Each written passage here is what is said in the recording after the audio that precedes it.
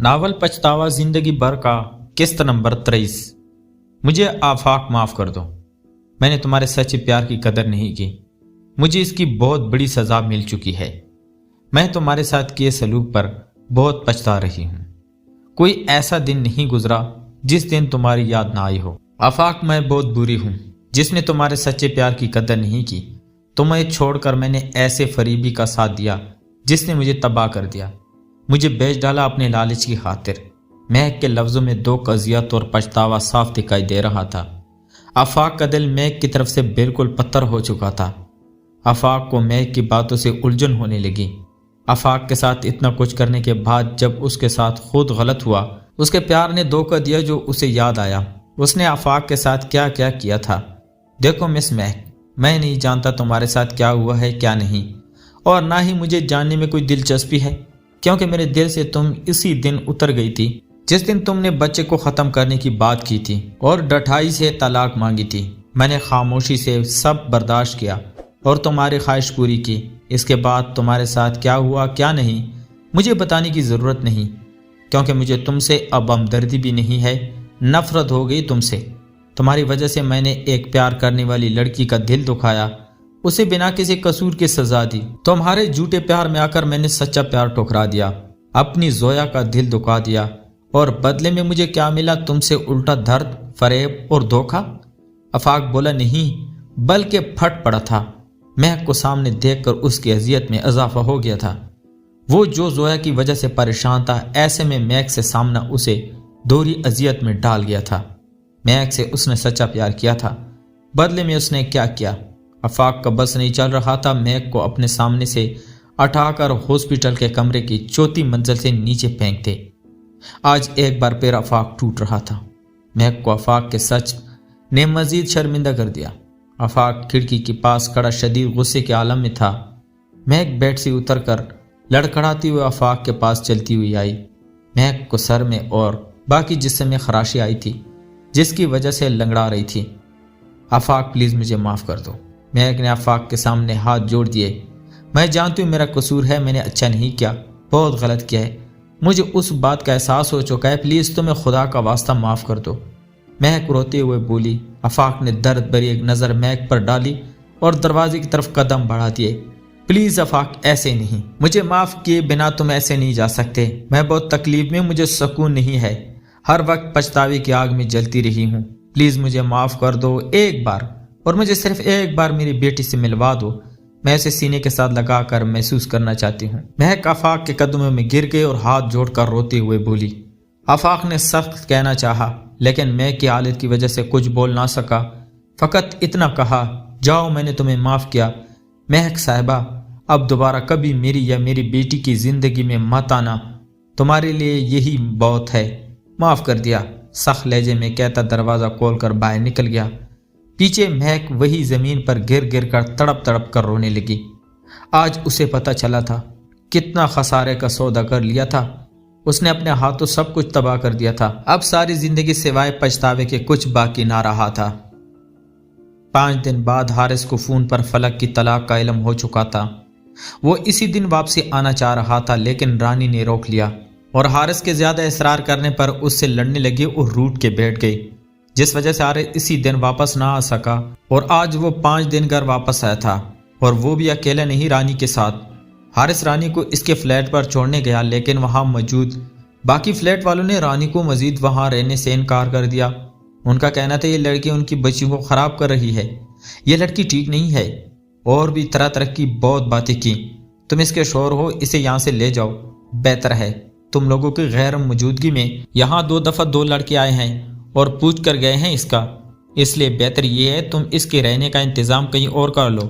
حارث نے ان سب کو قائل کرنا چاہا لیکن سب نے صاف کر دیا تو مجبوراً حارث کو رانی کے سامان سمیت گھر لانا پڑا۔ گھر میں کافی خاموشی تھی جس کا صاف صاف مطلب تھا رخسانہ گھر نہیں، فاطمہ بھی کہیں نظر نہیں آئی۔ تم یہاں بیٹھو، میں امی سے مل کر آتا ہوں۔ حارث نے رانی کو اپنے کمرے میں بیٹھنے کا کہا۔ ماں کے کمرے کی طرف بڑھ گیا۔ خلاف توقع رخسانہ اور فاطمہ گھر نہیں تھی، صرف افتخار صاحب ہی بیٹے اخبار پڑھ رہے تھے۔ السلام علیکم ابو۔ حارث سلام کرتا بیٹھ گیا۔ وعلیکم السلام، بیٹا آ گئے ہو تم؟ جی ابو، بس ابھی آیا۔ باقی کہاں ہے؟ نظر نہیں آ رہے۔ حارث نے نظریں آگے پیچھے دوڑائی۔ بیٹا تمہاری ماں اور فاطمہ بازار گئی ہیں اور فلک سو رہی ہے۔ بابا یہ سب کیسے؟ فلک آپی کے ساتھ کیا ہو گیا؟ میں اس شخص کو چھوڑوں گا نہیں، اس نے اچھا نہیں کیا، میری بہن کے ساتھ ذلیل انسان نکلا ہے وہ۔ حارث غصے سے بولا۔ حارث کی آواز پر مہک اٹھ کر باہر آ گئی اور بھائی کے گلے لگ کر رونے لگی۔ بس رو نہیں، چپ کر، بھائی تمہارا ابھی آ گیا ہے، دیکھنا اب اسے میں خود پوچھوں گا، جان سے مار دوں گا جس نے میری بہن کو چھوڑا اور اتنا بڑا دکھ دیا، اس پر طلاق کا داغ لگا دیا۔ حارث غصے سے بول رہا تھا جبکہ افتخار صاحب یہ سوچ رہے تھے جو انسان اپنی بہن کے لیے یہ خبر سن کر تڑپ گیا ہے اس نے خود کسی دوسری کی بہن کے ساتھ کیا۔ حارث نے فلک کو بیڈ پر بٹھایا اور خود بھی پاس بیٹھ کر ساری باتیں بتانے کو کہا، جس کے بعد فلک نے شروع سے آخر تک ساری بات بتا دی۔ تم فکر نہ کرو، تمہارا بھائی آ گیا ہے، دیکھنا کیسا حال کروں گا اس کا، یاد رکھے گا، فلک کو ساتھ لگاتے ہوئے کہا۔ تو افتخار صاحب دکھ سے بیٹے اور بیٹی کو دیکھنے لگے جو اگلا پروگرام ترتیب دینے لگے تھے۔ زویا نے خود کو کمرے میں بند کر لیا تھا، آنسو تو ہر چھوٹی چھوٹی بات پر بہنے کو تیار رہنے لگے تھے۔ زیادہ وقت اس کا کمرے میں تنہائی میں کٹنے لگا تھا، سب میں بیٹھنا اس نے چھوڑ دیا تھا۔ گھر کے سب افراد اس کو دلجوئی میں لگے رہتے لیکن زویا کے لبوں پر صرف خاموشی رقص کرتی۔ آج پورا 1 ہفتہ ہو گیا تھا زویا کی طلاق کو، لیکن اس کے آنسوؤں میں کوئی کمی نہیں آئی تھی۔ راہ کے اسے اپنے ساتھ کیے دھوکے فریب پر دکھ ہو رہا تھا۔ کتنی آسانی کے ساتھ زویا کی ذات کی دھجیاں اڑا دی گئی تھی، اسے بیٹھے بٹھائے طلاق کا دھبا لگ گیا تھا۔ کہیں معاف نہیں کروں گی تمہیں حارث، جس طرح مجھے تم نے اذیت دی، تکلیف دی، اس کے لیے کبھی معاف نہیں کروں گی۔ آنکھوں میں آئے آنسو بے دردی سے صاف کرتے ہوئے خود سے بولی اور نماز کے لیے وضو کرنے چلی گئی۔ آج فاطمہ کی بارات تھی، صبح سے ہی گھر میں ہلچل تھی۔ رانی کو گھر میں دیکھ کر رخسانہ سمیت باقی گھر والوں نے خود اعتراض کیا اور گھر رکھنے سے انکار کر دیا۔ کافی دیر حارث اور گھر والوں کا جھگڑا ہوتا رہا۔ آخر حارث کی دھمکی کام آئی جو اس نے گھر چھوڑنے کی دی ہمیشہ کے لیے، جس وجہ سے رخسانہ کو مجبوراً رانی کو قبول کرنا پڑا اور خاموشی اختیار کر لی فاطمہ کی رخصتی تک۔ لیکن وہ نہیں جانتی تھی آنے والے وقت ان سب کے ساتھ کیا کرنے والا ہے۔ فاطمہ کی شادی کا انتظام نزدیکی میرج ہال میں کیا گیا تھا۔ فنکشن شام کا تھا اور اس وقت دن کے 3 بج چکا تھا۔ فاطمہ فلک اور رانی کے ساتھ بیوٹی پارلر جا چکی تھی، جبکہ فردوس گھر میں آئے مہمانوں کے ساتھ ساتھ گھر والوں کی بھی تیاری کروانے میں مصروف تھی۔ بارات کا ٹائم 6 بجے مقرر تھا ہال میں آنے کا، جبکہ لڑکے والوں نے جلدی پہنچ کر وہاں بارات کا استقبال بھی کرنا تھا۔ فاطمہ تیار ہوئی تو اس پر ٹوٹ کر رو پایا۔ فلک نے بہن کے دل کھول کر تعریف کی۔ طے شدہ وقت کے مطابق حارث باہر آ چکا تھا ان کو لینے۔ رانی پر نظر پڑتی ہی حارث اسے دیکھتا ہی رہ گیا۔ نیوی بلو فراک جس پر سلور سٹون کے ساتھ بہت نفاست سے کام کیا گیا تھا۔ رانی نے خود پر حارث کی جمی نظریں محسوس کی تو لبوں پہ بے ساختہ مسکراہٹ نمودار ہو گئی۔ حارث نے آنکھوں ہی آنکھوں میں رانی کو اشارہ کرتے سراہا اور گاڑی میں بیٹھنے کے بعد گاڑی سٹارٹ کر لی۔ فلک فاطمہ کے ساتھ پیچھے بیٹھی جبکہ رانی فرنٹ سیٹ پر۔ حارث حق مہر کی بات کر لی تھی تم نے عمر کے والد سے؟ فلک نے حارث سے پوچھا۔ حارث جو رانی کی کسی بات کا جواب دے رہا تھا تو مجبوراً اسے اپنا دھیان فلک کی طرف کرنا پڑا، جس پر رانی کے چہرے پر غصے کے تاثرات نمودار ہو گئے، کیونکہ رانی سے برداشت نہیں ہوا تھا ایسے فلک کا حارث کو اپنی باتوں میں لگا لینا۔ حارث نے رانی کے چہرے پر واضح ناگواری کے آثار دیکھ لیے تھے۔ ہاں ہوئی تھی، لیکن مجھے نہیں لگتا وہ لوگ ہماری بات مانیں گے۔ کیا مطلب ہے؟ فلک کے ماتھے پر تیوری چڑھ گئی۔ مطلب صاف ہے، جتنی ڈیمانڈ ہے اس پر وہ کبھی نہیں مانیں گے۔ اب کی بار حارث تپ کر بولا، ایسے کیسے نہیں مانیں گے؟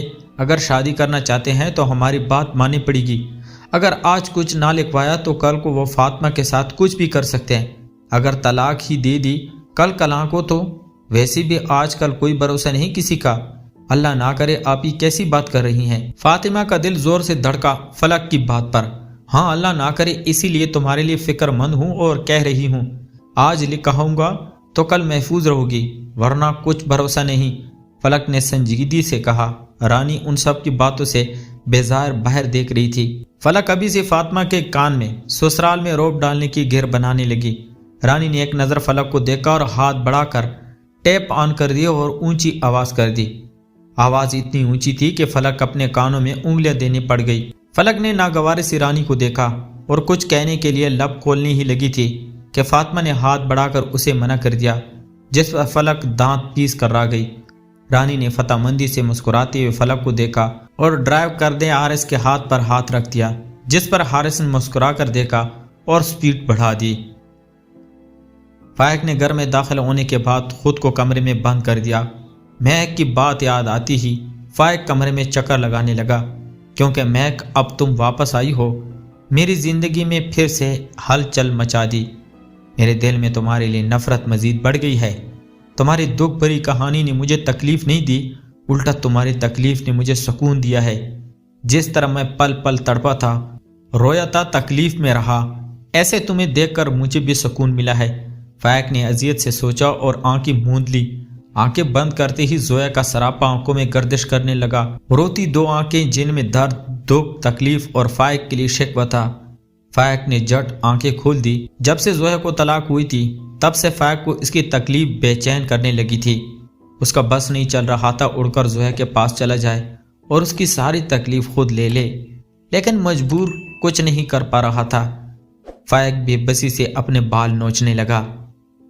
یہ کیا کر رہے ہیں بھائی صاحب؟ ایسے کیسے ہو سکتا ہے؟ آپ کی ضرور غلط فہمی ہو گئی ہوگی، میری بیٹی کی زندگی برباد ہو جائے گی ایسے۔ افتخار نے فاطمہ کے ہونے والے سسر سے کہا، تو میاں اب کیا کیا جا سکتا ہے؟ اس کے سوا ہم بھی کچھ نہیں کر سکتے۔ ایک طرف بارات دروازے پر کڑی ہے جو انکار کی صورت میں واپس چلی جائے گی، اور آپ کی بیٹی ساری زندگی گھر ہی بیٹھی رہے گی، کوئی عزت دار رشتہ نہیں کرنے آئے گا، باقی مرضی ہے آپ کی۔ افتخار صاحب کے چہرے سے پریشانی صاف جھلکنے لگی تھی۔ اس باپ کی کیا حالت ہوگی جس کی بیٹی کی بارات دروازے سے واپس جا رہی ہو؟ زویا نماز پڑھنے کے بعد کمرے کی کھڑکی کو کھول کر باہر کا منظر دیکھنے لگی، جہاں آسمان پر بادل امڑ امڑ کر آ رہے تھے۔ بادلوں کی گرج نے زویا کو خوف میں مبتلا کر دیا تھا۔ زویا نے ایک نظر بیڈ پر ڈالی، جہاں نماز کے دوران حیا ارمش کو سلا رہی تھی۔ کتنی معصوم تھی، دنیا کی ہر فکر سے آزاد سکون سے سو رہی تھی۔ زویا کو بے اختیار اس پر ٹوٹ کر پیار آنے لگا۔ زویا نے بارش کی وجہ سے کھڑکی بند کر دی اور چلتی ہوئی بیڈ کے پاس آ گئی اور پیار سے ارمش کے بال سہلانے لگی۔ زویا بہت غور سے دیکھ رہی تھی ارمش کا ایک ایک نقش۔ غور سے دیکھنے پر زویا کو معلوم ہوا فائق کی فوٹو کاپی ہے، کوئی فرق نہیں، ویسی ہی لمبی پلکیں، گھنے بال، سفید رنگت اور سب سے بڑھ کر مغرور کھڑی ناک۔ فائق کا خیال آتی زویا کی اذیت میں اضافہ ہو گیا تو نفرت سے بیڈ سے اٹھ گئی۔ اس میں اس بچی کا کوئی قصور نہیں، اس کے باپ کی غلطی کی سزا اسے تو نہ دو، یہ بیچارے خود اپنی ماں کی محبت سے محروم رہی ہے، اسے نفرت کی نہیں پیار کی ضرورت ہے، تم اسے ماں کا پیار دے سکتی ہو۔ نہ نہیں، زویا نے ضمیر کی آواز پر کانوں میں انگلیاں دے ڈالی۔ پیارے دوستوں، کہانی جاری ہے، اس کا اگلا پارٹ نیکسٹ ویڈیو میں دیا جائے گا۔ کہانی کے دوران اگر کوئی غلطی ہو گئی ہو تو اس کے لیے معذرت خواہ ہے۔ تب تک اپنا ڈھیر سارا خیال رکھیے گا۔ خدا حافظ۔